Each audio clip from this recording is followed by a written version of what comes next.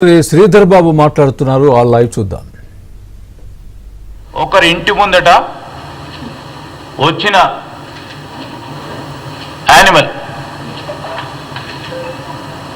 ఈ విధంగా వస్తే ఇది హెచ్యు బయోడైవర్సిటీకి సంబంధించి ఈ విధంగా ముందుకొచ్చి చూపెట్టిన వైనం మొత్తం ప్రపంచవ్యాప్తంగా దుష్ప్రచారంతో సోషల్ మీడియాను ఉపయోగించుకొని ఏ విధంగా దుష్ప్రచారం చేసిన ఇది వైజాగ్కు సంబంధించి ఇది విశాఖపట్నంలో కవలికొండ దగ్గరలో వన్యప్రాణుల సంరక్షణ ప్రాంతంలో బయటికి వచ్చింది.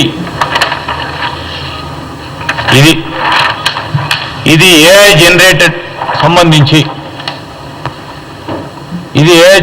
సంబంధించి ఆ వన్యప్రాంతాలకు సంబంధించి ఈ విధంగా వారు పెట్టడం. అదేవిధంగా 9 ఏళ్ల క్రితం ఇది ఫ్యాక్ట్. ఇది 9 ఏళ్ల క్రితం రాజస్థాన్లో చనిపోయిన జింకను చూపించారు ఇక్కడ 9 ఏళ్ల క్రితం. అదేవిధంగా ఫ్యాక్ట్ ఇది. ఈ విధంగా ఒరిజినల్ ఉంటే ఈ విధంగా మిషన్స్ ద్వారా పెట్టడం జరిగింది. ఇలా అనేక సందర్భాలు ఉన్నాయి. ఇది ప్రత్యేకంగా కనబడతా ఉన్నాయి. ఇక్కడ ఏనుగులు అసలు మన అడవుల్లోనే ఎక్కడైనా ఏనుగులు ఉన్నాయా? ఏనుగుల పాపులేషన్ ఎంత? ఈరోజు ఇక్కడ ఏనుగులు చూపెట్టినరు. ఇదంతా కూడా యానిమేటెడ్ ఈ విధమైన స్పష్టంగా కనబడతా ఉన్నాయి.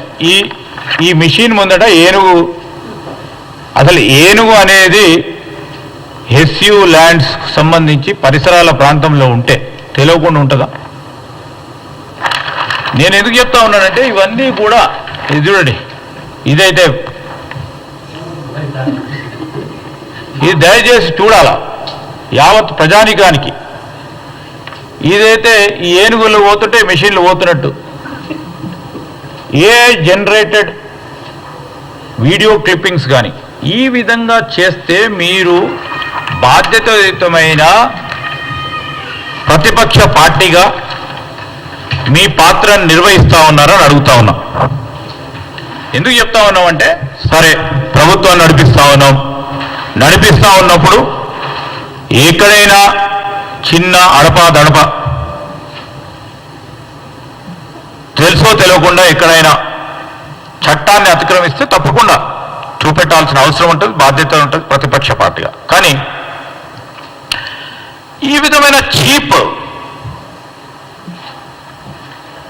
ఎవరు విద్యార్థులకు చూపెట్టినా ఈ రాష్ట్రానికి సంబంధించిన ప్రజానికానికి చూపెట్టి దేశానికి సంబంధించిన అంటే ఏ ఎన్విరాన్మెంటలిస్ట్ కానీ యానిమల్ లవర్ కానీ వారిని ప్రభావితం చేయాలి, వారి ద్వారా ఈ రాష్ట్ర ప్రభుత్వం పైన దుష్ప్రచారం చేసే ప్రయత్నంలో జరిగిన వైనం వారు తప్ప అంటలేను. ఈరోజు సోషల్ మీడియాని ఉపయోగించి ఏ విధంగా చేస్తూ ఉన్నారో ప్రత్యేకంగా చెప్పాల్సిన ధర్మం మా పైన ఉందని చెప్పదలుచుకున్నాం. అదేవిధంగా ఈరోజు రాష్ట్ర ప్రభుత్వానికి సంబంధించి అభివృద్ధికి సంబంధించి ఇక్కడ ఇన్వెస్ట్మెంట్ రాకూడదు, ఇక్కడ ఇన్వెస్ట్మెంట్స్ వచ్చి కంపెనీస్ వచ్చి పరిశ్రమలు ఏర్పాటు చేసుకొని జాబ్స్ క్రియేట్ చేయొద్దు అనే మీమాంసతో వారు పోతూ ఉన్నారు. పరిపాటి అయిపోయింది, బురద జల్లాలే వారే చూసుకుంటారు. కానీ దాంట్లో ప్రధానంగా నేను అనేక అంశాలు రాష్ట్ర ప్రభుత్వం తీసుకున్న బాండ్ రూపేణ డబ్బులకు సంబంధించి 10,000 కోట్ల రూపాయలకు సంబంధించిన అంశం విషయంలో అనేక విషయాలు వారు చెప్పారు కేటీఆర్ గారు. ఆ సందర్భాన్ని పురస్కరించుకొని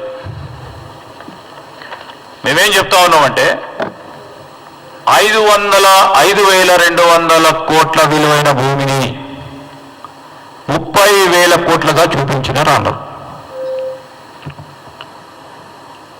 అక్టోబర్ 2024లో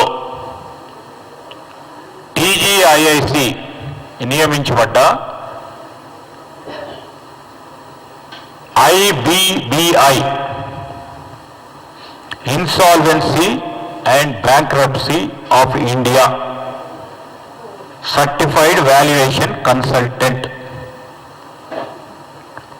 ఐవాజ్ అని సిబిఆర్ఐ అనుబంధ సంస్థ. సిబిఆర్ఐ అంటే అందరికీ కూడా తెలుసు, రియల్ ఎస్టేట్ వాల్యుయేషన్ చేసే ఒక ప్రధానమైన అంతర్జాతీయ సంస్థ. ఇది ప్రకారం భూమి విలువ నిర్ధారణ చేసుకోవటం జరిగింది. అది 20,563 కోట్లు, 30,000 కోట్లు అన్నట్టు. సరే, అంచనాలు కింద మీద చెప్పినా కొద్దిగా ప్రజలను ప్రక్కదారి పట్టించాలి.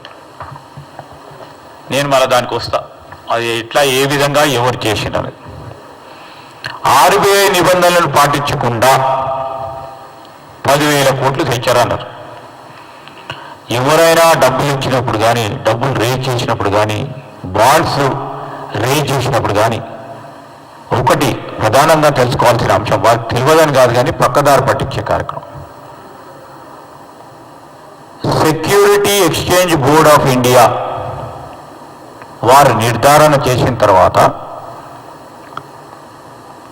ప్రధానంగా బాండ్లకు సంబంధించిన జారీ చేయబడుతుంది. అంటే సేబీ అనే సంస్థ ఇదేదో కాంగ్రెస్ పార్టీ ప్రభుత్వం సంస్థ కాదు. ఇది నేను ఇంతకుముందు చెప్పిన సంస్థలు కూడా IBBI కానీ ఐవాజ్ సిబిఆర్ఈకి సంబంధించిన సంస్థలు కాంగ్రెస్ పార్టీ ప్రభుత్వం ఈరోజు తెలంగాణ నుంచి పుట్టించిన సంస్థలు కాదు.